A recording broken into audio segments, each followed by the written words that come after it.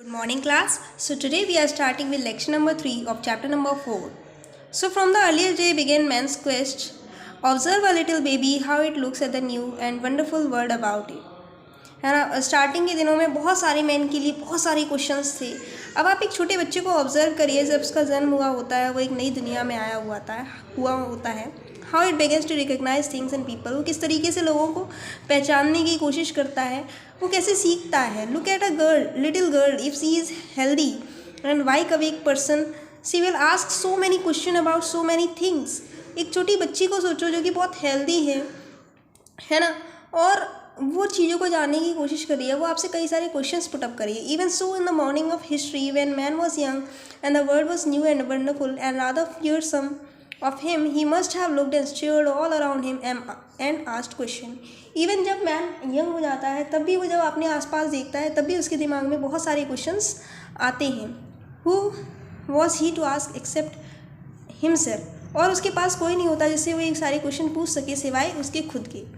There was no one else to answer. कोई और नहीं होता उसके पास आंसर करने के लिए. But he had a wonderful little thing, a mind, and with the help of this, slowly and painfully, he went on storing his experience and learning from them. ठीक है, और उसके पास सिर्फ एक माइंड होता है, और अपने उसी दिमाग से, उसी माइंड से वो धीरे धीरे स्लोली चीज़ों को स्टोर करना शुरू कर देता है, चीज़ों को सीखना शुरू कर देता है. So from the earliest times until today man's quest has gone on and he has found out so many things. और पुराने टाइम से ही जो है इंसान के अंदर बहुत सारे क्वेश्चंस होते हैं, उन क्वेश्चंस की आंसर वो ढूंढने लगता है. But many still remain, and as he advances on his trail, he discovers vast new tracks stretching out before him, which show to him how far he still is from the end of the quest, if there is such an end. और इतने सारे काफ़ी question जब वो solve कर लेता है, काफ़ी क्वेश्चंस की जब वो आंसर कहीं ना कहीं से ढूंढ भी लेता है, तब भी बहुत सारे ऐसे क्वेश्चन रह जाते हैं, ऐसे क्वेश्चंस रह जाते हैं उसके दिमाग में जिसके आंसर्स वो नहीं जान पाता. और तब तक कोई ना कोई नई चीज़ जो है स्ट्रेच होती रहती है, उसके दिमाग में आती रहती है, और इस तरीके से उन क्वेश्चंस का कोई भी एंड नहीं होता. What has been this quest of man and whither does he journey. For thousands of years man had tried to answer these questions. Religion and philosophy and science have all considered them and given many answers. उसके दिमाग में ऐसे questions बहुत सारे आते हैं, और ये सारे क्वेश्चंस के आंसर कहीं ना कहीं थोड़े बहुत आंसर जो हैं रिलीजन धर्म ने भी दिए हैं, साइंस ने भी देने की कोशिश करी है. I shall not trouble you with these answers for the sufficient reason that I do not know most of them. और मैं ऐसे रीजन्स दे करके, ऐसे आंसर जो कि मुझे खुद ही नहीं लगता कि मुझे ये करेक्ट आंसर होगा इस चीज़ को लेकर के, वो सब बताकर आपको परेशान नहीं करना चाहता. But in the main religion has attempted to give a complete and dogmatic answer and has often cared little for the mind but has sought to enforce obedience to its decision in various ways. लेकिन कहीं ना कहीं religion ने बहुत सारे questions के answer देने की कोशिश करी है ना. Science gives a doubting and hesitating reply, for it is of the nature of science not to dogmatize but to experiment and reason and rely on the mind of man. Science ने answers दिए हैं, लेकिन बहुत doubting, बहुत confusing भरे, ठीक है, जिसको हम हिचकिचाते हुए बोलते हैं, पूरे कॉन्फिडेंस के साथ जिसका आंसर हम नहीं दे पाते, ऐसे आंसर्स उन्होंने दिए हैं, और वो भी कहीं ना कहीं इंसानी दिमाग से ही निकलते हैं.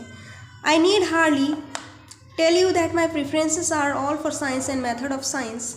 ठीक है, लेकिन मैं कहीं ना कहीं सारी प्रेफरेंस जो है साइंस को ही देता हूँ, उसके तौर तरीक़ों को देता हूँ. We may not be able to answer this question about man's quest with any assurance, but we can see that the quest itself has taken 2 lines. हमें पूरी तरीके से आंसर नहीं मिल पाते हैं क्वेश्चंस के, ठीक है, लेकिन ये है कि हम देख पाते हैं कि क्वेस्ट खुद ही 2 लाइनों की होती है. Man has looked outside himself as well as inside. He has tried to understand nature and he has also try to understand himself. Man ने पूरी कोशिश करी है, अपने अंदर भी झांक कर देखा है, बाहर भी, आउटसाइड के भी नेचर को देखा है, लेकिन वो कुछ समझ नहीं पाया. उसने कोशिश तो बहुत की. The quest is really one and the same for man is a part of nature. Quest जो है एक ही है और सेम होता है सभी के लिए. Know record know thy self said the know thy self said the old philosopher of India and Greece.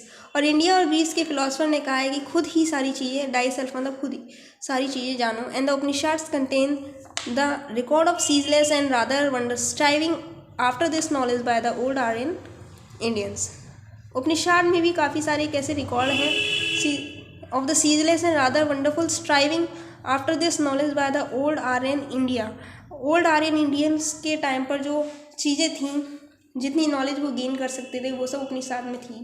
The other knowledge of nature has been the special province of science and our modern world is witness to the great progress made देयरइन।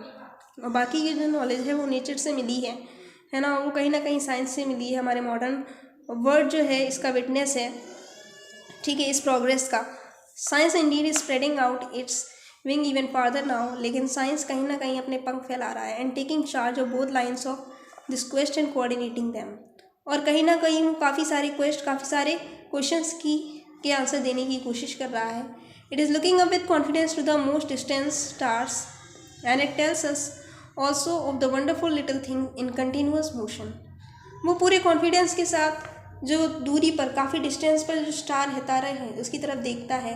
हमें काफ़ी सारी छोटी छोटी चीज़ें बताता है, ऐसी चीज़ें बताता है जो कि कंटिन्यू हैं। The electron and proton of which all matter consist. हमें इलेक्ट्रॉन प्रोटॉन के बारे में बताता है। The mind of man has carried man a long way in his voyage of discovery. और जो मैन का माइंड है, जो दिमाग है, उसने इंसान को कई सारी डिस्कवरी के रास्ते लेके गया है, कई सारी खोज उसने करवाई है। As he has learn to understand nature more, he has utilise it and harnessed it to his own advantage and does he has won more power. और जैसे जैसे उसने नेचर को समझने की कोशिश करी है, तो वो क्या उसने उस नॉलेज को यूटिलाइज किया है अपने खुद के बेनिफिट के लिए। But unhappily he has not always known how to use this new power and he has often misused it. लेकिन वो नहीं जानता कि उसके अंदर ये जो नई पावर आई है, नई शक्ति आई है, इसको कैसे यूज़ करें। और वो हमेशा ज़्यादातर उस शक्ति को, उस पावर को मिसयूज़ करता है।